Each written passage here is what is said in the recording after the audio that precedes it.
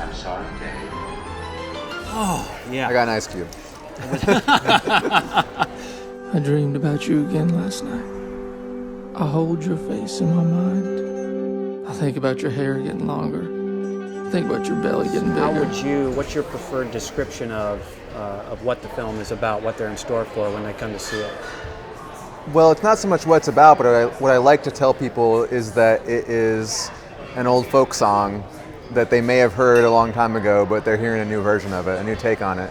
And that's really like how, that was sort of our guiding principle in making it, was to make it feel like an old folk song in every sense of the word. And we wanted to look the way some of our favorite songs sounded. I'm confused, Ruth. I don't know why you kids did what you did. How did you go about casting this picture? Well, we lucked into getting my top choices for every single part. Every one of the actors in the film was our first choice, and I was planning on making the movie one way or the other, come hell or high water, regardless of what the budget was or who was in it or anything. I gave myself a start date and said that on this day I'm going to start making the movie. And I think that was really important in terms of getting the ball rolling. And once I did that, because I wasn't waiting for anyone, I was just I'm just going to do this. And I started location scouting, starting putting the schedule together, figuring things out, and people started to pay attention to it. And some of those people were the agents of the actors who wound up in the movie. It's going to be all over the news later. Thought best you hear this from a friend. Hear what? Now you do a lot of editing aside from your own work. Yeah, or at least until recently, yes. And well, does that editor's point of view, I'm imagining that it impacts you as a director. Mm-hmm. I mean, do you think as an editor when you're directing? It's impossible not to. And that, not just when I'm on set, but when I'm writing as well. You think about how a scene is going to be covered and where you're going to start the scene, where you're going to end it, how that scene will bounce off the one that follows it. And editing is a very alchemical process. You really are taking a bunch of disparate elements, as well planned as they may have been, and turning them into something new.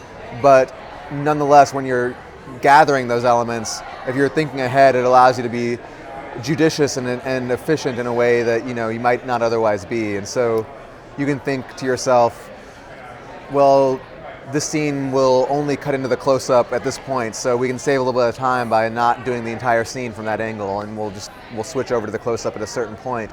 Sometimes you shoot yourself in the foot too, because you get into the editing room and realize that you actually could have used the entire scene in the close-up, and you wish you had it. But when you're on a very tight schedule, which we were, it's very helpful. And then in the writing process, it's helpful too, because it gives a clarity of vision, not just to yourself, but to your collaborators, and they are able to look at that and get a clear sense of what it is you want and how you want the movie to work, and the rhythm in which it's going to operate.